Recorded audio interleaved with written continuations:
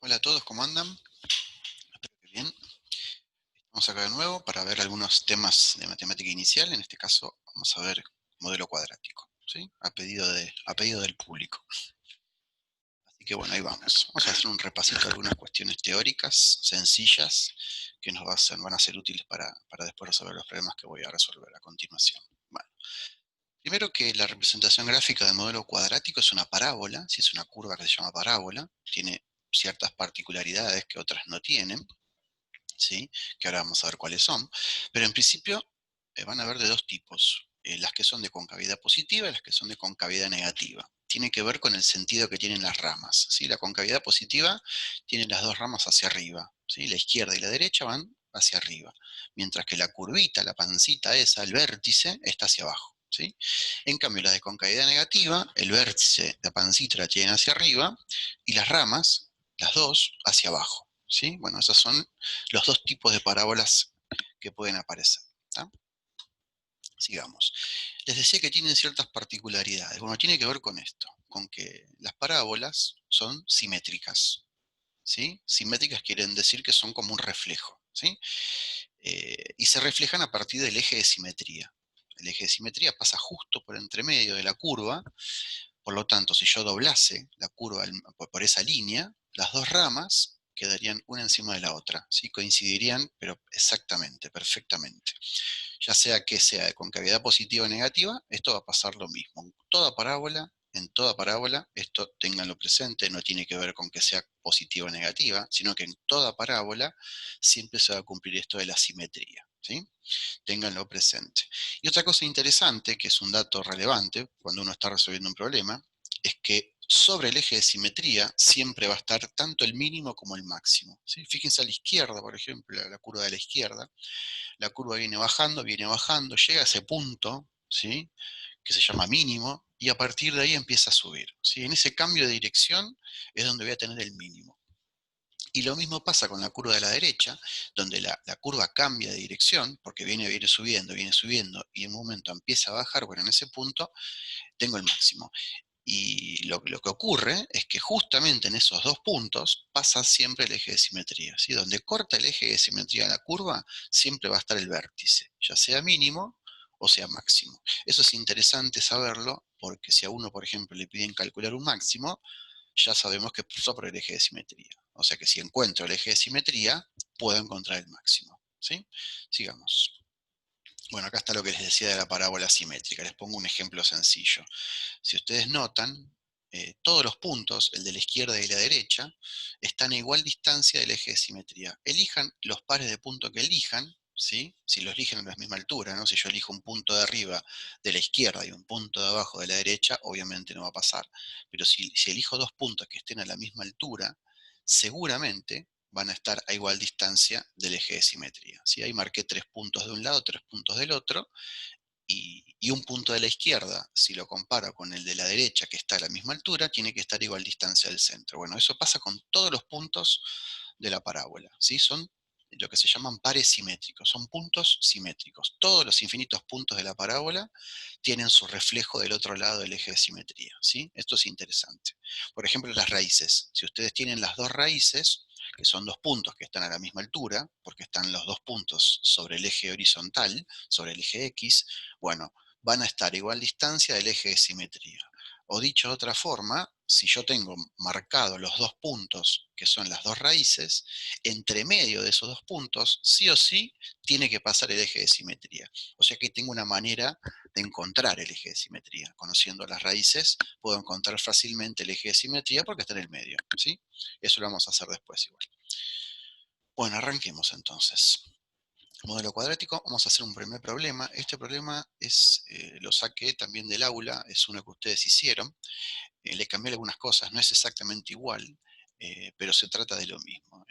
Puse otros números, así ustedes de última después pueden ir y tratar de hacerlo de nuevo, el que está en el aula. ¿Sí? Así tienen más variedad de problemas. ¿Sí? Si no, se agotaban. Si yo resolvía el del aula, es como que se quedaban sin ejercicios para practicar. Así que bueno, decidí hacer este con algunas diferencias y ustedes después tratan de resolver el otro. ¿Sí? Bueno, se trata de un cultivo en donde lo que se está analizando es qué pasa con las hierbas malas, ¿sí? Que son unas plantas que quieren quieren sacarlas porque, bueno, hacen mal a los cultivos de soja, ¿sí? Y en este caso tengo una fórmula, que es esa de ahí abajo, que dice h de t igual menos 3 más 3 por t menos 9, que lo que hace es calcular, ¿sí? Según los días que pasaron, cuántas plantas quedan, ¿sí? O cuántas plantas hay de estas malas, ¿no? Eh, y lo que vamos a hacer es justamente calcular en base a esa fórmula, ¿sí? Las preguntas son estas. También hay alguna modificación les hice, pero son más básicamente lo mismo, ¿sí? Es prácticamente igual lo que preguntan en el aula, pero bueno, ustedes tenganlo en cuenta. Vamos a empezar con la primera. Dice, ¿cuál es la cantidad de plantas de hierbas malas al iniciar el control? ¿Sí? O sea, cuando empezó el control. Yo en un momento arranqué el control. Quiero saber en ese momento con cuántas plantas empecé, ¿sí? Antes de que le ponga el herbicida, ¿sí? Y lo que yo tengo que tener claro es que cuando uno habla del inicio del control, estoy hablando del día cero, ¿sí? O sea que t vale cero, ¿sí? Ese es el dato que tengo. Si estoy calculando al inicio del control, sí o sí tiene que ser día cero. ¿Ah? Y esto sucede en cualquier tipo de problema, ya sea cuadrático o exponencial. Si a vos te dicen qué cantidad, no sé, por ejemplo en exponencial, qué cantidad de bacterias había al iniciar el experimento, estamos hablando de t igual cero. Bueno, acá es exactamente igual, ¿sí? Así que bueno, lo que tengo que hacer básicamente es reemplazar el valor de t por cero. Como tengo la fórmula, y la fórmula precisamente lo que hace es calcularme la cantidad de plantas según los días que pasaron, y yo tengo la cantidad de días que pasaron, porque son 0 días, bueno, lo que hago es reemplazar en la fórmula y hago la cuenta, que es lo que hice ahí abajo, ¿sí? Bueno, hice la cuenta, me dio 27. Ustedes revisen que esté bien, yo calculo que sí, pero dio 27. ¿Sí? Bueno, entonces esa es la cantidad de plantas malas, ¿sí? Hierbas malas, que había al iniciar el control, ¿sí? 27 plantas. O sea que, bueno, pregunta 1 respondida. Sigamos. ¿Cuál es la cantidad máxima de hierbas? Bueno, y acá está lo que les decía hoy. Me están pidiendo calcular el máximo. Pero como yo sé que es un modelo cuadrático, sé dónde va a estar el máximo. Con total certeza sé que va a estar en el eje de simetría, ¿sí? O sea que es un dato interesante ese. ¿Por qué? Porque en realidad para hallar el máximo lo que voy a empezar calculando es el eje de simetría. Si yo tengo el eje de simetría, el máximo lo voy a encontrar muy fácilmente, ¿sí? Porque pasa eso, fíjense. La parábola va a estar así, por el centro de la parábola va a pasar el eje de simetría, y donde corte a la curva, bueno, ese punto va a ser el máximo. Lo que yo necesito ubicar es dónde va a estar el eje de simetría, ¿sí? ¿Para qué valor? ¿En qué día voy a estar en el eje de simetría? ¿Sí? Y es lo que vamos a calcular ahora. Y obviamente lo vamos a hacer a partir de la fórmula, ¿sí? Yo a partir de la fórmula lo que voy a hacer es calcular las raíces, que es también lo que mencionaba hoy. Si yo conozco las raíces, yo sé que en el medio, entre medio de esas dos raíces, va a pasar el eje de simetría, ¿sí? Repito entonces, si conozco las raíces, yo sé que entre medio de esas dos raíces va a pasar el eje de simetría. Por lo tanto, lo que voy a hacer, empezar calculando las raíces. Así que bueno, arranquemos. Cálculo de raíces. Sí, si recuerdan, las raíces eran esos valores de x que hacían que la cuenta me dé cero, que la función dé cero. En este caso es t, pero estamos en la misma. Acuérdense que la variable puede ser cualquier letra.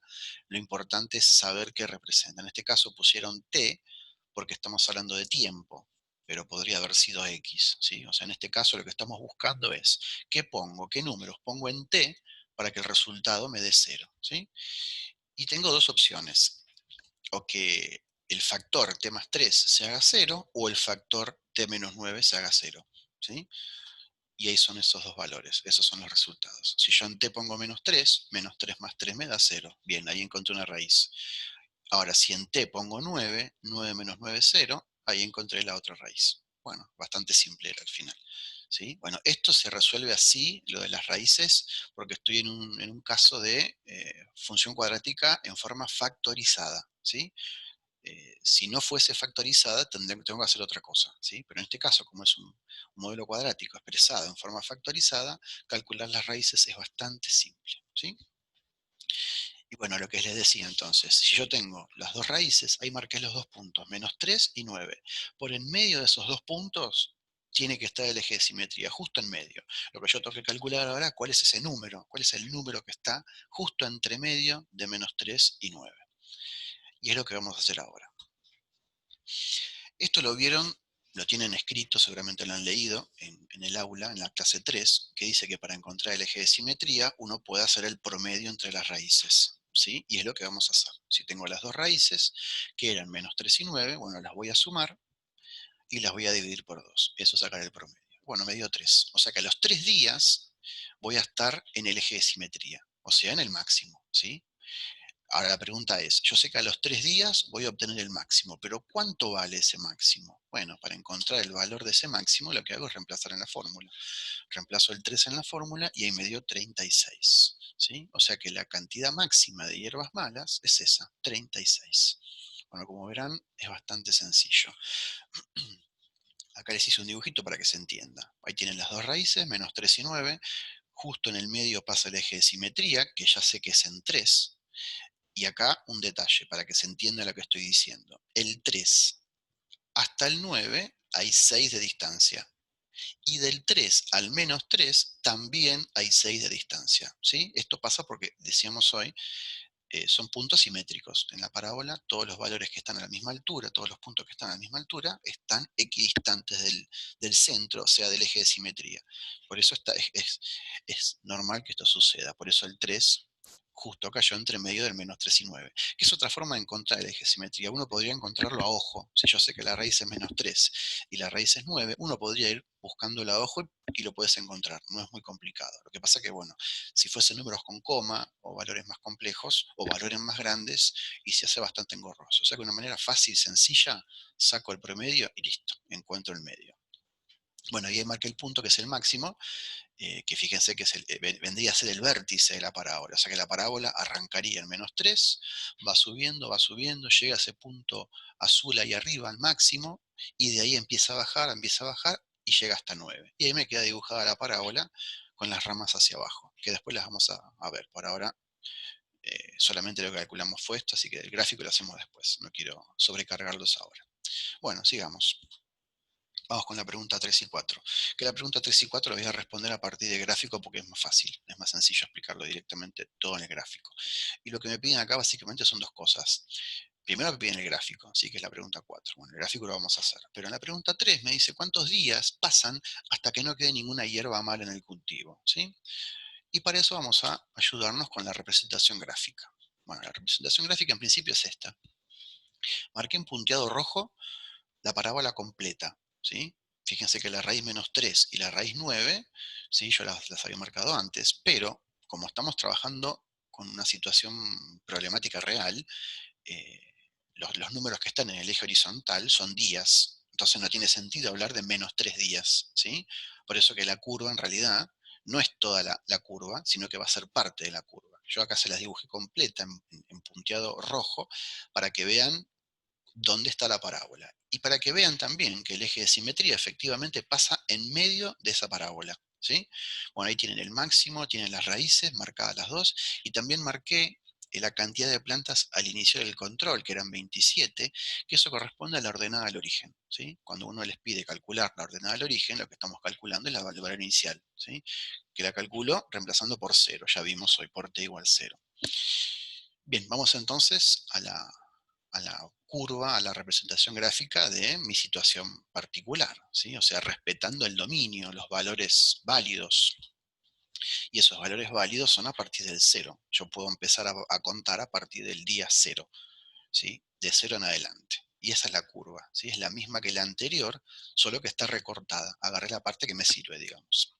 Bueno, ahí tienen el máximo, tienen la raíz 9, el -3 no está porque la raíz -3, si bien está bien calcularla porque me sirve de guía, en mi problema, en este problema particular, el -3 no tiene sentido porque es un número negativo, no tiene sentido hablar de días negativos. Por eso arranqué la curva para x igual 0, ¿sí?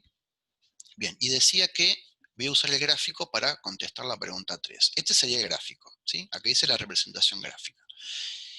Y lo que me piden es cuántos días pasaron hasta que no haya ninguna planta. Que no haya ninguna planta significa que haya 0, ¿sí?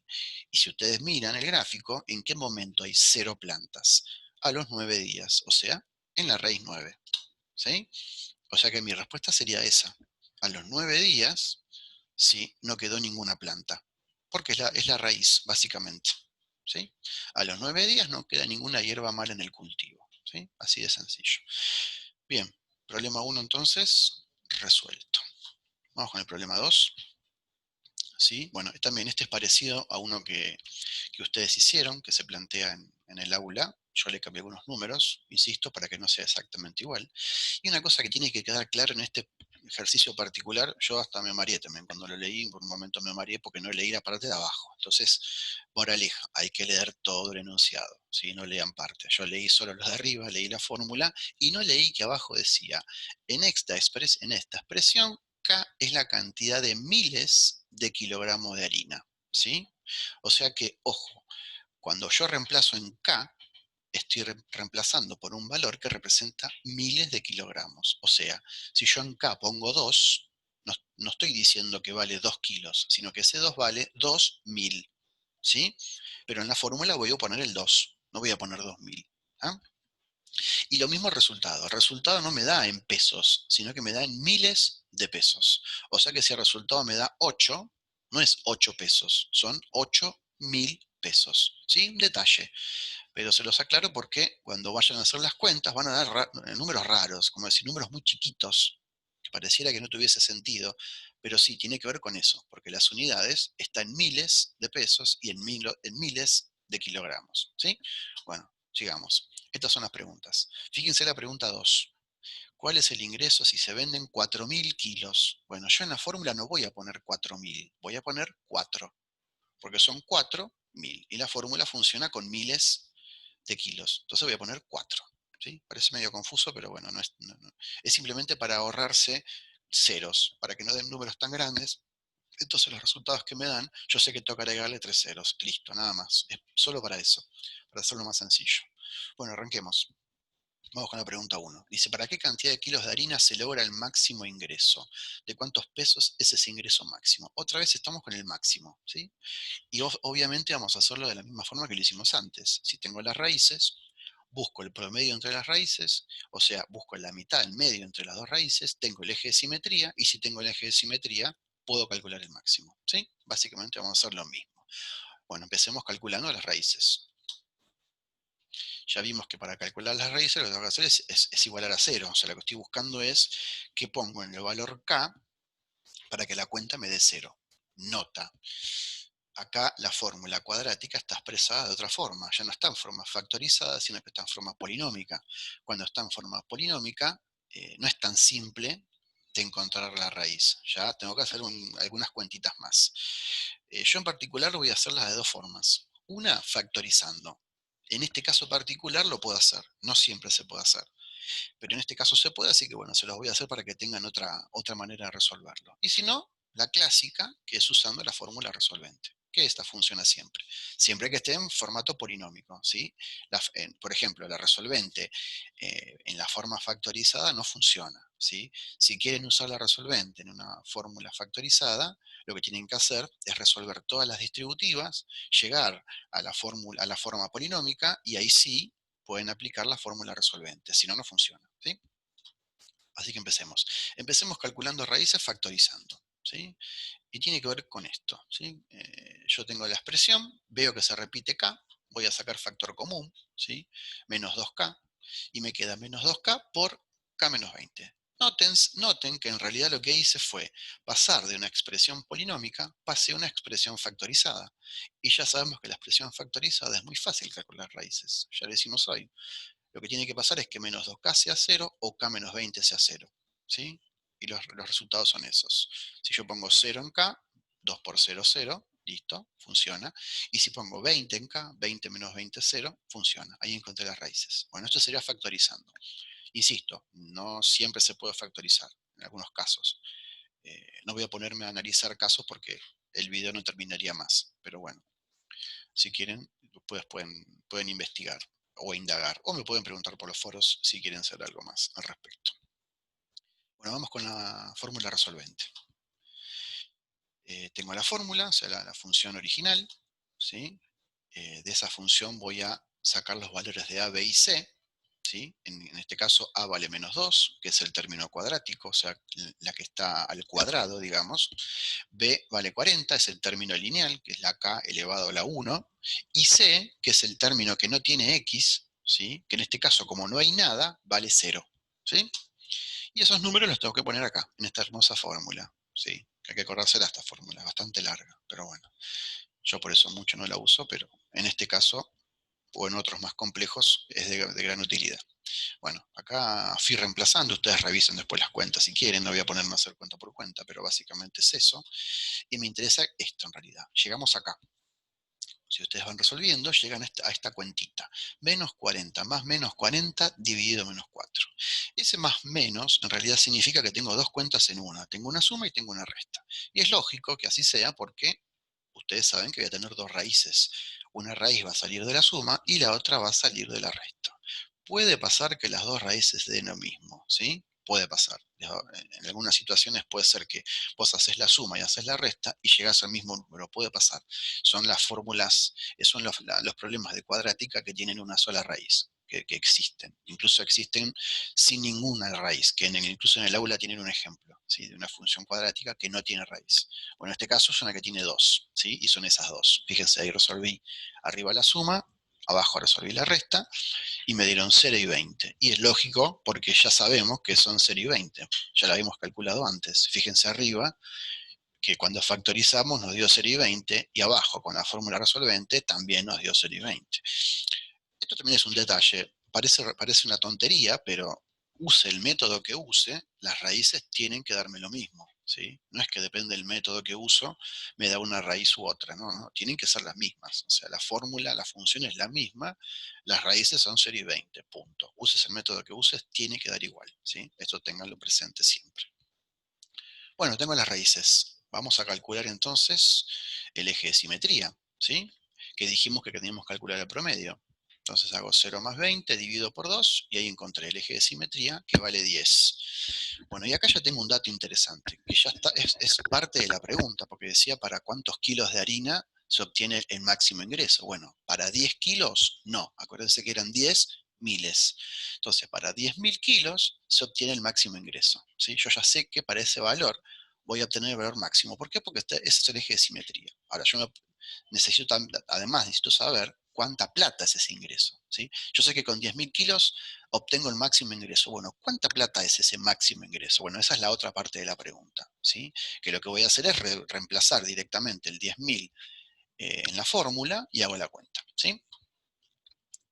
Esta es la fórmula, la reemplazo. Ojo, cuando digo 10.000, en la fórmula se pone 10, porque acuérdense que la fórmula funciona con miles y los resultados también da en miles, o sea que tengo que acordarme de, en el valor, cuando agrego el valor en K, le saco los tres ceros y el resultado le agrego los tres ceros.